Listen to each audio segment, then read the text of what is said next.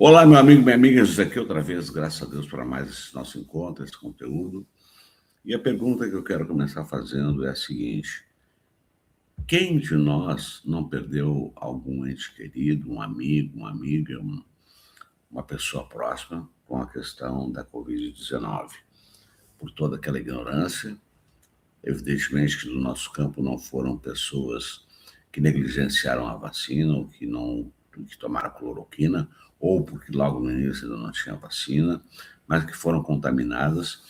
E a contaminação maior do número de mortes, que se levou a praticamente 700 mil, cerca de 400 deve ser a um psicopata chamado Jair Messias Bolsonaro, hoje presidiário, e que, evidentemente, ele nunca se retratou, ele nunca fez nenhuma menção a respeito de nenhum morto. Muito pelo contrário, nem trouxe imagens aqui para que a gente não vomite, desculpe a expressão, mas essa que eu tenho para usar, dele dizendo, não sou coveiro, fazendo aquele lance da respiração, e tudo aquilo que nós sabemos, a questão da propina da Covaxin, o descaso do Pazuello com Manaus, e as coisas chegaram a um ponto incontrolável, e evidentemente ele também dizia que não havia motivo para comprar vacina, tudo isso nós sabemos. Eu acredito que uma das melhores CPIs que aconteceram lá no Congresso foi a CPI, ou CPMI da Covid-19. Ali realmente foi um trabalho muito bem feito, um trabalho que levantaram muitas testemunhas, muitos depoimentos, muitos documentos, a fartura de testemunhos, e feito esse relatório foi encaminhado à PGR, ao STF, PGR, para dar andamento. Na verdade, naquela oportunidade, lá em 2022, se não me falta a memória, era a data, era aquele rapazinho que, não sei porque até o dia de hoje ele não foi punido. Lamentavelmente, nesse exato momento, estou me esquecendo o nome daquele ser humano, se é que dá para chamar assim, que não via crime nenhum, Augusto Aras, não via crime nenhum naquilo que o Bolsonaro fazia. E esse assunto está se arrastando desde então.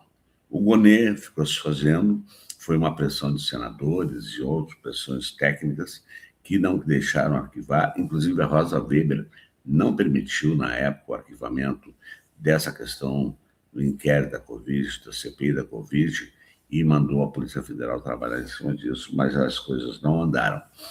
E por que eu coloquei o título que o Lula coloca a espada na cabeça de Gonê? Porque essa semana, como você sabe, houve a promulgação do Dia Nacional em memória dos mortos pela Covid-19.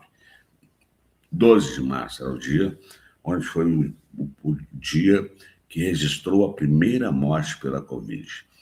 Então, evidentemente, eu já quero perguntar para você: você perdeu alguém na Covid-19? Perdeu alguém relacionado a você? Perdeu algum ente, alguma pessoa pela Covid-19? Deixa um comentário, mas eu tenho certeza que aqueles que quiserem comentar, não só comentar para expressar o seu sentimento ou para expressar a sua raiva em relação ao que aconteceu, mas também para que o canal possa, com esse engajamento, esse vídeo ser mostrado a mais pessoas, e nós temos a certeza que o presidente que está se encaminhando para o seu 4º mandato deva ser eleito, porque ele não esqueceu, e os senadores e os deputados que aprovaram a lei, o projeto de lei, tem um deputado de Santa Catarina, lamentavelmente, estou esquecendo o nome dele agora, e o outro que foi relator também do PT. Então, houve essa celebração para que nunca seja esquecido do que aconteceu nesse país.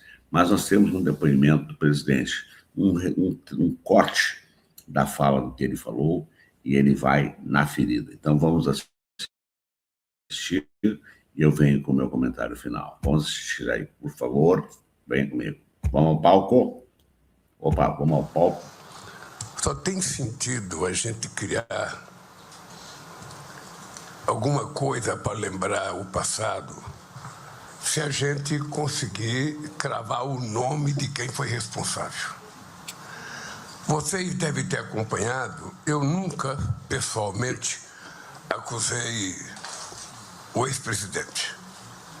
eu partia do pressuposto que ele poderia não entender nada, porque muitas vezes a fala dele na televisão era demonstração da ignorância absoluta sobre o assunto. Mas como eu sou presidente e parto do pressuposto que os presidentes não são obrigados a saber tudo, ele tem que pelo menos ouvir quem sabe. E o que se reivindicava naquela época? Que ele montasse um comitê de especialistas que ouvisse os principais cientistas brasileiros para que pudesse o Estado ter orientação, sabe, no trato com a sociedade brasileira. Ele colocou 3 ministros da saúde, que apenas o primeiro parecia que entendia um pouquinho de saúde, um outro era vendedor de remédio e o outro era um general que a impressão que dava é que não sabia absolutamente nada. Mas o mais grave é que teve médico, gente com mandato de deputado, gente conhecida na sociedade, que fazia questão de fazer com que a ignorância fosse perpassada através do meio de comunicação para o Brasil inteiro, tentando criar coisas impensáveis pela sociedade. Então, eu falava para o Padilha sempre o seguinte: por que as entidades médicas não abriram processo de crime contra a humanidade para o presidente ou para os ministros da saúde? Por que não se pegou fala de determinados médicos importantes que foram para a imprensa falar que cloroquina servia e não sabia o processo contra essa gente? Porque se a gente não faz isso, cai no esquecimento e é tudo que eles desejam, é que caia no esquecimento. A mais pura verdade, um dos deputados que está falando ali é o Osmar Terra. E os médicos, inclusive o Conselho Federal de Medicina, se posicionou contra os médicos, querendo punição para os médicos que estavam rejeitando o uso da cloroquina e querendo fazer o trabalho correto. O Lula está corretíssimo. Não podemos esquecer, ele tem que ir atrás de nome por nome, e por isso o Gonê tem que reabrir, tem que levar à frente, ofertar denúncia. Aliás, é um relatório, é uma denúncia muito simples, porque ele tem um calhamaço de documentos, como eu disse no início da minha fala, com depoimentos, com provas, com tudo que fundamentam essa ação penal contra um crime contra a humanidade e punir os verdadeiros responsáveis, sendo o maior deles o hoje presidiário psicopata, e que só bolsonarista ainda consegue acreditar em alguém que realmente fez o que fez e ainda acham que ele é um mito, e agora vem o filhote dele, que é pior que ele, para tentar uma eleição à presidente. Então, minha gente, vamos fazer a nossa parte, dando seu certinho, comentando, compartilhando, deixando seu comentário, porque foi um dia histórico, de um ano histórico, e que o Lula fez questão, junto com as pessoas envolvidas, associações, os parlamentares que elaboraram o projeto, que fizeram o relatório do projeto. Então, agora temos o Dia Nacional sobre as mortes do Memorial do Covid-19. Vai ter uma feira, uma exposição itinerante, inclusive vai ser a maior no Rio de Janeiro, e isso não pode ser esquecido, e nós devemos nos pronunciar e dizer: Gonê, bota este inquérito para rodar, oferece a denúncia e vamos condenar todo mundo. Está dado o meu recado, que aqui é a Voz Libertadora, e como eu sempre digo ao final de cada conteúdo, com a graça de Deus, até o nosso próximo encontro, deixando aqui aquela nossa logo maravilhosa, um beijo no teu coração, e dando aquele meu fui. Quem sabe eu vou te cara. Fui.